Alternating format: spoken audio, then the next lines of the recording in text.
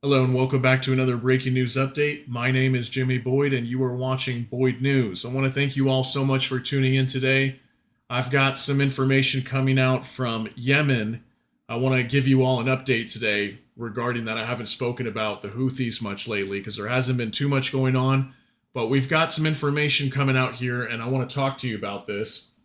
On your screen here, this is U.S. Navy Vice Admiral Brad Cooper. Okay, he leads the Navy's Bahrain-based Fifth Fleet. Okay, so he came out in a conference and is claiming that Iran is directly involved in these Houthi ship attacks. Okay, now do we all know that? Yes. Is that very widely known? Yes, but it's very important to see this U.S. Navy Vice Admiral Brad Cooper is coming out and openly declaring that Iran is involved with this. So we have this buildup that's been going on for a while that ultimately, to me, seems like it's going to lead to a strike on Iran. And I also have been talking about the fact that Iran has been developing nuclear weapons. They're very close to highly enriching their uranium enough to produce like several nuclear warheads. So they have the ability, basically, they could at this time have nuclear bombs, and we wouldn't even know until they declare that. But if not, they are very close to developing them. So interesting timing for this to be coming out, and we'll see how the U.S. responds to this. But yes, we have this U.S. Navy commander who is claiming that that Iran is involved in supplying for the Houthis, okay, so they can continue these attacks on ships. So real quick before we get into that, I want to show you all a video that is starting to circulate throughout the internet. I haven't been able to find any articles that are talking about this yet, but it looks like right now in Yemen, in the capital of Sana'a, I believe the airport there or somewhere there is under attack by the US and the UK at this time. So let me show you guys this footage here. I'm not sure, I haven't been able to completely verify this, but this looks like an attack going on here. Let's check.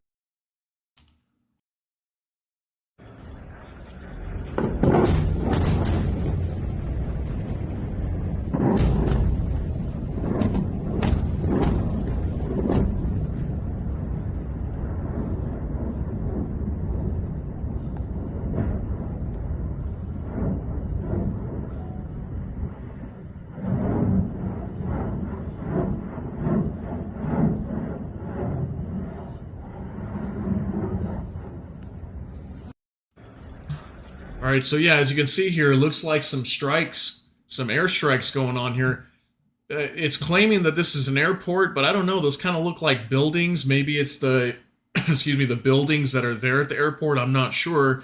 I guess we'll find out in the next couple hours if there's some news updates that come out on this. But I haven't been able to completely verify that this is actually in Sana'a. But there are some independent reports coming out on this. So if I find out more information, I will show you guys what's going on here. But yeah, it looks like more strikes going on in Yemen, which wouldn't surprise me if this is true, because we do have some more reports of ships being attacked. So I'm going to talk to you about that here in just a minute. But before we do that, let's pull back to this whole Vice Admiral, the U.S. Navy's top commander. Okay, him talking about the fact that Iran is involved in this war with the Houthis. So let's go ahead and look over this here. I got an article here. Iran is directly involved in the Houthi ship attacks, U.S. Navy Mid-East chief says. Iran is very directly involved in ship attacks that Yemen's Houthi rebels have carried out during Israel's war against Hamas, the U.S. Navy's top Middle East commander told the Associated Press on Monday. Vice Admiral Brad Cooper, the head of the Navy's Fifth Fleet, stopped short of saying Tehran directed individual attacks by the Houthis in the Red Sea and the Gulf of Aden. However, Cooper acknowledged the attacks associated with Iran have expanded from previously threatening just the Persian Gulf and its Strait of Hormuz into waters across the wider Middle East. Clearly, the Houthis' actions, probably in terms of their attacks on merchant shipping, are the most significant that we've seen in 2 generations, he told AP in a telephone interview. The facts simply are that they're attacking the international community, thus the international response I think you've seen. Iran's mission to the United Nations and the Houthi leadership in Yemen's capital, Sana'a, didn't respond to requests for comment. However, the Houthis later claimed to have attacked a U.S.-flagged vessel, something that the Fifth Fleet dismissed as patently false. So we'll talk about that in a minute. Looks like we got another attack on a U.S.-flagged commercial vessel. But yeah, I thought I'd, bring this to your attention here. So yeah, we have this U.S. Navy commander that's coming out and claiming that Iran is involved here. So that's pretty big news.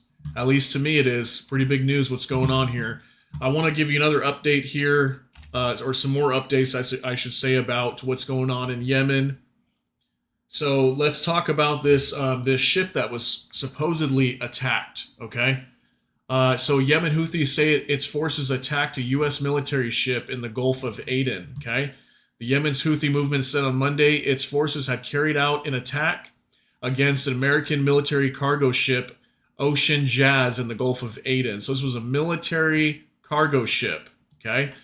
The Yemeni armed forces continue to retaliate to any American or British aggression against our country by targeting all sources of threat in the Red and Arab Sea, the Houthi military spokesperson Yahya Sarey said in a statement. So you saw in the beginning how I just showed you that video of supposedly the Sana'a airport or somewhere in Sana'a is just getting bombed right now by the UK and the US, right? And then we have this report coming out as well today that supposedly this tanker or this military cargo ship, I have a photo here. I don't know if this is one of the ships, but this is an Ocean Jazz, commercial vessel here. I'm not sure if it was that one exactly that was attacked. They said it was a military cargo ship. I'm not sure if that's a military cargo ship, but it does have the Ocean Jazz tag on it. So I'm not sure if it was something like that, but just thought I'd show that to you guys, give you an idea of what has been attacked. So going back to this, like I said, we had this report this is on Monday today, that the Ocean Jazz military cargo ship was attacked, right? And then now we've got this video coming out right now. So this was literally hours apart, it seems like, hours apart. So the ship was attacked. Now we've got bombs going off in Yemen. So I'm not sure if that's completely related to each other. It could be. I'm just kind of speculating and putting pieces of the puzzle together here. But this could be in response to that. And if it is, maybe, I'm not sure if the U.S. is lying about this attack on this ship, on this Ocean Jazz military cargo ship. They could be, because they denied it basically right away as soon as the information came out. Once the Houthis said, hey, we targeted this cargo ship and it was struck, the UK and American Navy came out and said, no, that's not true. They denied the claims immediately. Okay, so I thought that was interesting. I've also got another video here I want to show you as well. This is like a press secretary for the Pentagon, and she is being interviewed here. Let me get this pulled up. She's like doing an interview, and a reporter basically asked her, so we've bombed Yemen 5 times already, or 6 times, or whatever it is, and you guys are claiming that this is not a war. So go ahead and define to me what a war is. So go ahead and listen to what she has to say. I think it's interesting, her response, but nonetheless, it's what you would expect. For bombing, we bombed them 5 times now. So if this isn't war, can you just explain that a little bit more to us? If this isn't war, what is war? Sure, Laura. Sure. Great question. Just wasn't expecting it phrased exactly that way. Look, we do not seek war. We are not at war with the Houthis. In terms of a definition, I think that would be more of a clear declaration from the United States. But again, what we are doing and the actions that we are taking are defensive in nature. I would turn back to the fact that there have been over 30 attacks by Houthis on 50 different nations that are transiting the Red Sea at this time. I can only repeat so many times that we do not seek war with the Houthis, but we will take self-defense actions if we need to protect our troops, to protect commercial shipping, and to ensure that freedom of navigation is still allowed through international waterways. All right, so we could be bombing them 50 times, 100 times, 200 times, or a million times, and it's never war. And I've talked about this before in some of my other videos. It's really crazy that we just keep claiming that we're not at war. That, you know, countries will call things a special military operation, like what Putin did with Ukraine, but clearly it's a war, guys. It's a war. This is war. What Yemen and America is doing with each other, launching attacks at each other, how is that not war? Like, how come all of a sudden we're in the era of everybody's afraid to declare war on each other? And it's just, I mean, don't get me wrong. I'm not an advocate for war. I'm not trying to say we should go to war with the Houthis or Ukraine should go to war with Russia or anything like that. I'm not saying that. But what I am saying is I am agreeing with that reporter. If we're going to go ahead and keep bombing a country, but we're going to claim we're not at war at them, and we're just going to say, no, it's just strictly self-defense. Like, at what point does it become a war? You know, at what point is it actually a war? And that's a really hard question to answer nowadays, because it's just, everything is just side shifted. You know, we're always going around the real problem and kind of calling it something else, when in reality it really is war. It is, okay? But that's just my opinion. So I've got another article here. This just came out today. Gasoline shipping day rates triple under Houthi attack. So this is about fuel for these ships. These ships are having to pay way more fuel because we've got multiple shipping companies diverting commercial vessels around Africa instead of going through the Gulf of Aden and the Red Sea, because they don't want to get attacked. Excuse me. So this is raising the price of oil and costing more and more fuel, basically, that these commercial vessels have to buy. So they have to make several more stops on their way to even get to their destination to fuel up again before they get to Europe or Israel or wherever it is that they're trying to go, because they can't go through the Red Sea anymore. And I've been talking about this for a while, and here we got more information coming out. Day rates for shipping gasoline from Europe to the U.S. have tripled since the beginning of the year, Bloomberg reports, citing data from the Baltic Exchange on Monday as Yemen's Iran-backed Houthis continue their relentless attack on vessels traversing the Red Sea. The day rate for a single cargo of gasoline heading from northwestern Europe to the east coast of the United States reached nearly $38,000 per day on Monday. So that means that the original price before these prices went up, what did they claim here? 3 times? Tripled, right? Yeah, tripled. So 3 times. So the original price was what roughly around $12,600 or so, give or take, $12,000 for an entire trip. Now it's costing $38,000 per day for the entire trip. That's absolutely insane. That prices have gone up 3 times as much, represents a tripling of day rates since the beginning of the year. It's insane that it's gone up that much. And this has to have some sort of major effect on the global economy. It has to. If prices are going up 3 times as much, because ultimately at the end of the day, who's going to soak in that price increase? It's going to be the consumer. Okay, these prices will get passed down from the shipping companies to the manufacturers to the distributors, and then ultimately it'll end up on the shelf, and then they'll have to raise the price in the store to make up for their loss of profit due to this increase in the cost of fuel or oil or whatever. So at the end of the day, what is that going to create? That's going to create more inflation. And don't we already have an inflation problem right now? Don't we already have a Federal Reserve and central banks throughout the world that are trying to fight a major inflation problem at a time when we are clearly almost entering into a recession, at least at least formally declared as a recession. Okay, so this is going to create a lot of problems here. And I've been warning you all about this, that I think that inflation is going to come roaring back here pretty soon if something is not done about this. And clearly, we can't really do much over there, you know?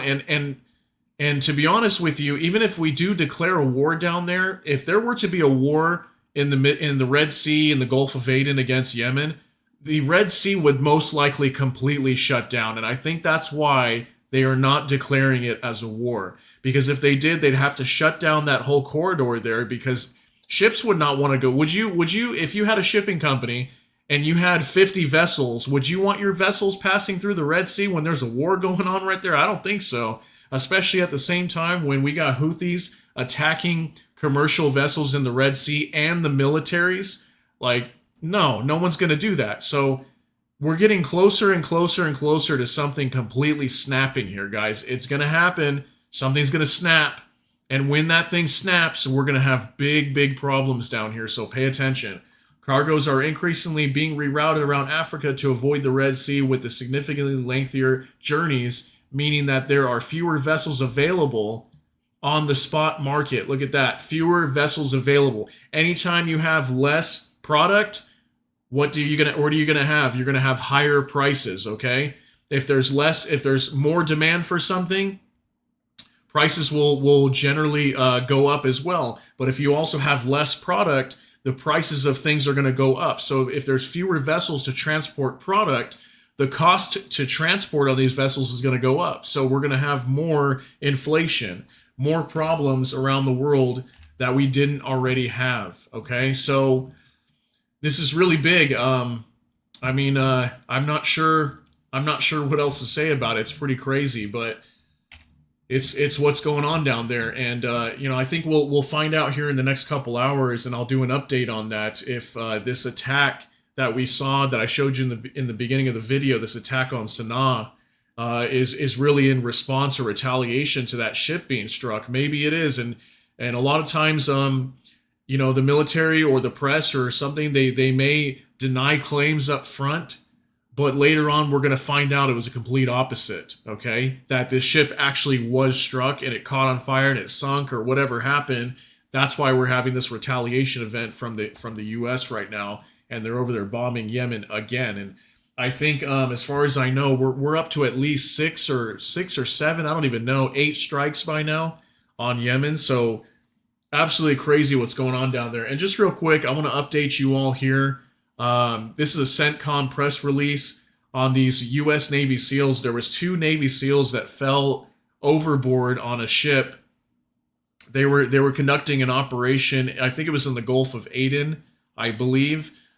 Near Yemen, and they were trying to seize a boat that had, basically cruise missile components, ballistic missile components, things like that. And during this altercation, two of these Navy SEALs fell overboard apparently, and they've been missing for about a week. And it looks like the U.S. military has discontinued their search, basically. So they're declaring these 2 men to be dead.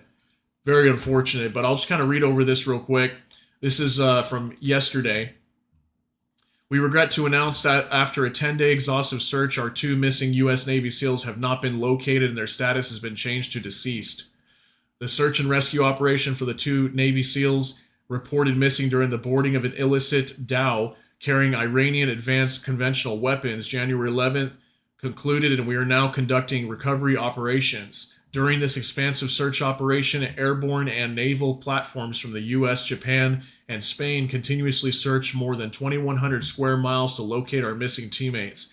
Search assistance was also provided by Fleet Numerical Meteorology and Oceanograph. I don't know how to say that, to be honest. Center, the U.S. Coast Guard, Atlantic Area Command, University of San Diego, Scripps Institute of Oceanography. There we go. Got it. And the Office of Naval Research, Oceanographic support out of respect for the families. No further information will be released at this time. We mourn the loss of our 2 naval special warfare warriors, and we will forever honor their sacrifice and example.